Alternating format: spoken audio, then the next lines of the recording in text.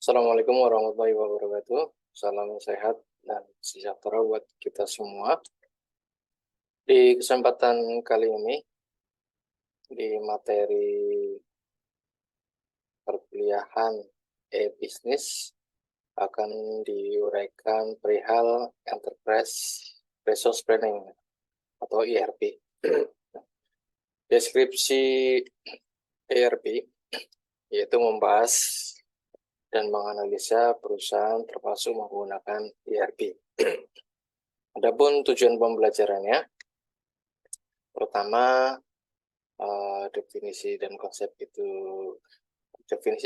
ERP itu sendiri, kemudian ERP dalam klasifikasi sistem informasi, ketiga kekuatan integrasi ERP, kemudian kunci sukses ya, faktor kunci sukses keempat, dan kelima pendekatan dalam melakukan implementasi ERP. 6. Ada keuntungan dan kelemahan implementasi ERP. Yang terakhir, persepsi IT. Nah, real definisi dan konsep ERP ini ada beberapa ya, rekan-rekan mahasiswa. Ini rekan-rekan nanti bisa baca secara menyeluruh ya. Namun secara garis besar, ERP adalah singkatan dari 3 elemen kata, yaitu perusahaan atau organisasi, sumber daya, dan perencanaan. 3 kata ini mencerminkan sebuah konsep yang ujungnya kepada kata kerja, yaitu planning atau perencanaan ya. Yaitu ERP mempunyai arti ya, penekanan kepada aspek perencanaan. Nah, secara umum, ERP adalah suatu konsep untuk melakukan perencanaan dan pengelolaan sumber daya perusahaan, yakni dalam bentuk paket aplikasi program integrasi dan multimodul yang dibuat untuk melayani dan mendukung berbagai fungsi dalam perusahaan, menjadikan pekerjaan menjadi lebih efisien dan bisa memberikan pelayanan lebih untuk konsumen, yang akhirnya bisa mendapat nilai tambah dan memberikan laba maksimal untuk seluruh pihak yang memiliki kepentingan atau perusahaan. Nah, dari definisi ini sebenarnya udah bisa dilihat gambaran menyeluruhnya rekan-rekan. Jadi di sini disampaikan bentuk aplikasi, integrasi, dan multimodul. Jadi lingkup dari aplikasi ERP ini ketika disampaikan integrasi, artinya dia setiap lini ya, aplikasi ini, setiap lini ini namanya perusahaan ya. Perusahaan itu dari atasan, kemudian bawahan ya, pun orang-orang yang ada di balik layar di suatu perusahaan itu pun termasuk ya. Oleh karenanya, ketika juga disampaikan multimodul, masing-masing punya representasi kepentingan ya. Contoh nanti pelayanan keuangan, kemudian customer, gitu di sini disampaikan ya. Nah ini digambarkan dalam satu perusahaan ini saling bersinergi lah, bisa dikatakan begitu ya. Dan masing-masing pihak ya, kayak tadi memiliki kepentingan dalam rangka melakukan suatu aktivitas secara menyeluruh di satu perusahaan. Nah, untuk integrasi ya, masing-masing perusahaan punya syarat terpenting. Nah, karena adanya gabungan kebutuhan dari satu lini ke lini yang lain ya, untuk dapat mengakses berbagai database ya. Nah, konsepnya ini semuanya sih diharapkan bisa mulus ya, dapat melakukan aliran informasi atau kegiatannya dalam suatu perusahaan. Ini ada beberapa konsep. Nah, yang paling gambaran yang menyeluruh ya, yang tadi sempat disampaikan perihal pertemuan setiap lini, kemudian terdapat banyak modul. Nah, yang ini dia. Jadi contoh ya, lini itu maksudnya setiap departemen bisa dikatakan seperti itu ya. Nah, ini customer bisa disebut sebagai hal terpisah dari front office ya, kemudian dari front office ini ya, front office ini dari atas ke bawah, kemudian ada corporate reporting, back office, supplier, ini banyak ini. Kalau mau dihitung modul misalnya ya, dihitung modul ini bisa dihitung berapa satu, customer satu, di front office itu ada sales distribution, ini berarti ada 2, 3, 4, nah ini human resource 5, back office ada financial 6, 7, 8, 9 ya. Nah, ini bisa dihitung seperti itu. Ada 9 modul yang notabene punya kepentingan masing-masing ya. Si customer ini membutuhkan sales, distribusi, penjualan, pelayanan bagaimana, di service ini ya kan, upper salesnya, kemudian back office secara keuangan juga ketika bicara penjualan, pelayanan, distribusi itu pasti ada bagian keuangan yang terlibat.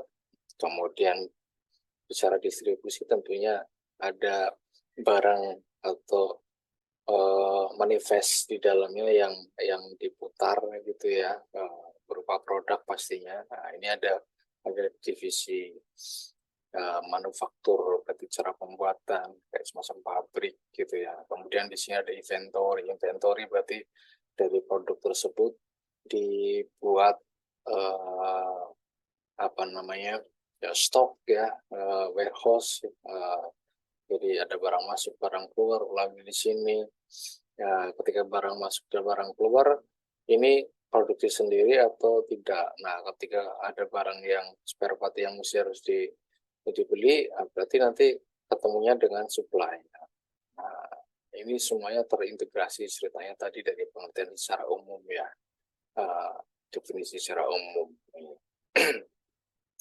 Mendukung berbagai fungsi dalam perusahaan. Nah, fungsi dalam perusahaan ini tadi salah satunya ini finansial. Jadi ERP ini terdiri dari banyak aplikasi digabungkan menjadi satu gitu. Nah, adapun tujuan dari ERP sendiri ya, nah ini disampaikan satu, otomatisasi. Nah, coba bayangkan kalau dari sekian banyak divisi semuanya menggunakan cara konvensional gitu ya. Nah, butuh waktu yang lama, kemudian aktivitas yang mungkin berjenjang gitu ya, memerlukan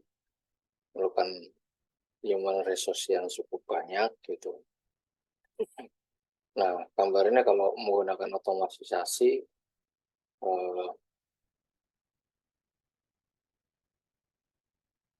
antara sales distribution katakanlah gitu ya, untuk mengakses sebuah central database atau mencari data gitu ya, nggak harus ke ruangan finansial misalnya yang ada di lantai sekian atau di ruang sekian gitu ya.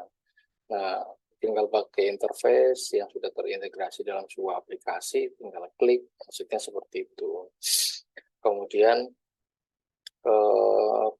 ini kan gambar database di tengah ya, ya maksudnya bisa dibagi ini secara umum praktek kegiatan aktivitas dari sebuah bisnis perusahaan, jadi di tengah-tengah nih. Nah, gambarannya kenapa database ditaruh di tengah seperti itu. Kemudian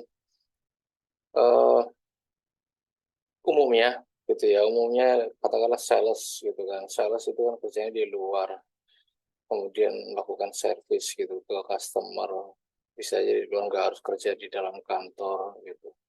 Yang membutuhkan data atau informasi secara terus-menerus gitu. Contoh, Bapak punya sempat punya kenalan, contoh misalnya orang dari, ini sebut merek aja, Metrodata gitu, yang notabene dia provide barang-barang hardware gitu ya.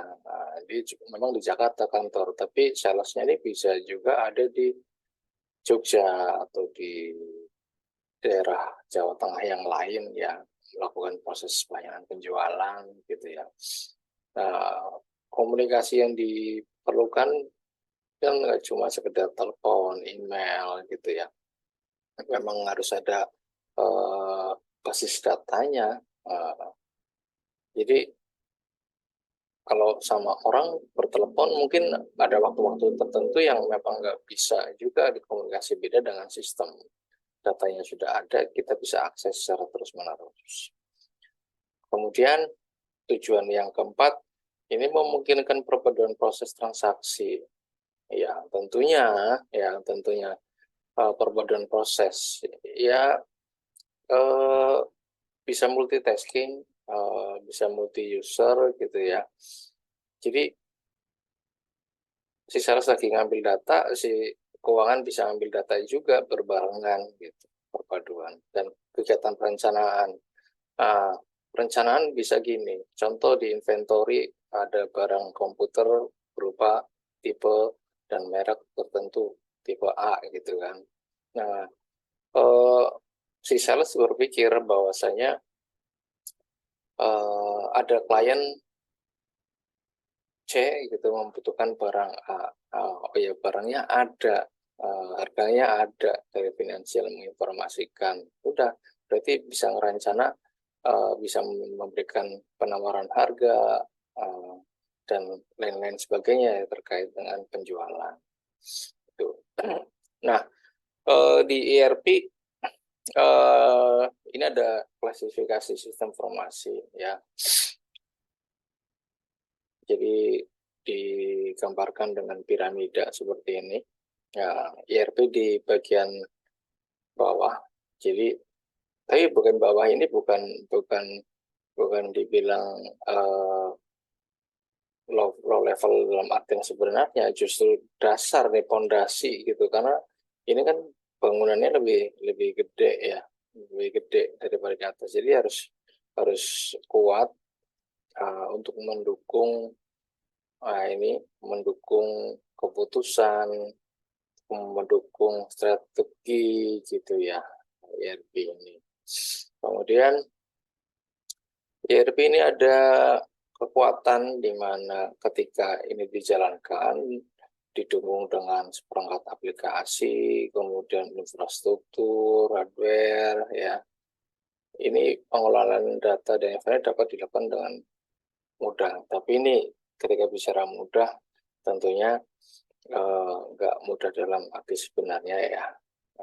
Mudah itu hasil akhirnya. Jadi ketika prosesnya ya, nah ini ada jaringan semantik, interaksi, interrelasi konsep sistemnya ya. Ini saling berkomunikasi, kalau bahasa sekarang saling tiktokan lah ya. Nah, itu. Nah, ketika sudah diterapkan, punya kekuatan, ini tidak lepas yang namanya aplikasi ya, butuh update, butuh maintenance, pun butuh evaluasi gitu. Nah, contohnya terdapat pada evolusi aplikasi ERP dari tahap 1 sampai tahap 5 ya, itu merupakan pengembangan-pengembangan dari tahap-tahap sebelumnya sampai dengan tahap sekarang gitu. Ini gambaran evolusinya. Misalnya dalam membuat modul, ya memang nggak bisa serta-merta ya. Jadi mungkin modul keuangan dulu yang dibuat, logistik yang dibuat, kemudian ketiga SDM, kemudian business process support, kemudian ada supply chain management, Nah, ini ke e-commerce. E-commerce biasanya lebih ke business to customer, tapi ada juga business to business gitu. Kemudian ini gambaran orang per orang lah sebenarnya yang dari gambar sebelumnya, ya konsep sebelumnya, representasi dari factory, manufaktur tadi, kemudian invoicing ya yang kerjaan dari back office gitu ya, kemudian customer ya, ini uh, representasi dari gambar yang sebelumnya yang di sini sebenarnya gitu.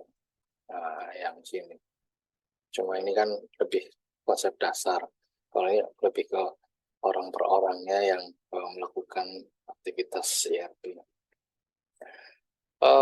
Kemudian pendekatan implementasi ERP, pendekatannya ini ada 3 jenis, ada the big bang, ada step by step, kemudian ada juga apa nih, small bang gitu ya. Dimulai dari small bang deh. Jadi pendekatan yang notabene minim resiko ya,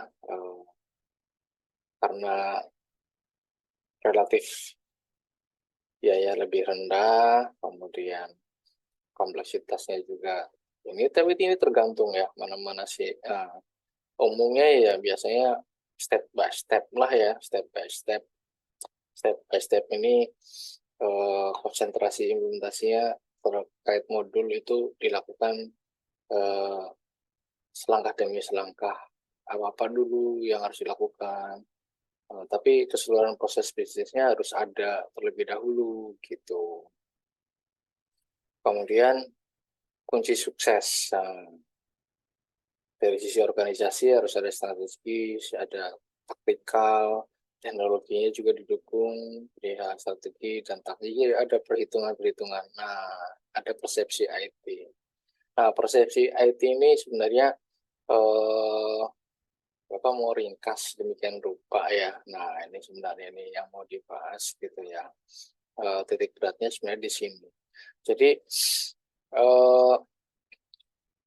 dari persepsi IT ini, jadi ada 3 hal yang diangkat di sini disampaikan ya. Nah, ada 3 hal diangkat.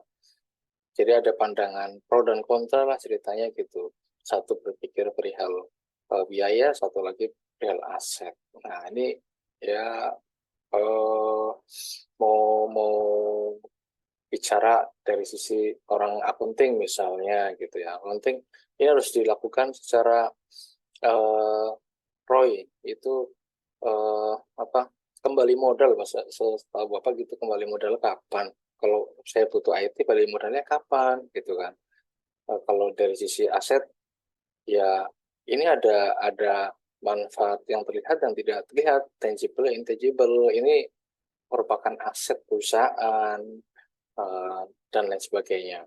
Ini harus dilakukan, kemudian tentunya ini memiliki transformasi bisnis ya, yang namanya usaha konvensional di 2 tahun yang lalu ya kan, sekarang udah transformasi semua bisnis semua ya ke digital, area digital seperti itu. Kemudian yang namanya sistem, kalau tadi butuh update, butuh maintenance, ya ada beberapa keuntungan dan kelemahannya. Namun demikian, dari sisi tadi pandangan tadi ya, ini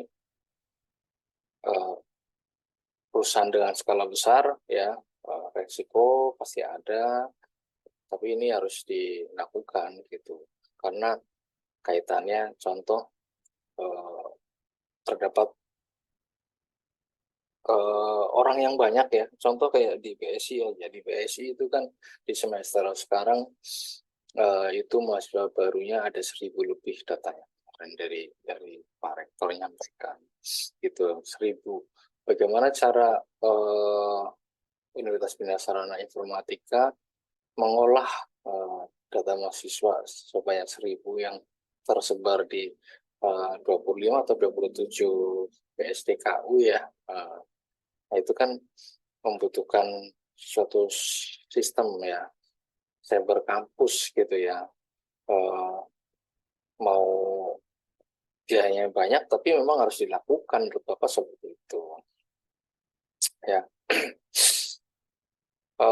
Mengenai tips ini ya ada berdasarkan knowledge, ada metodologi, kemudian analis bisnis. Menurut Bapak sih ini harus dipakai semua gitu, tipsnya ini, urut-urutannya gitu.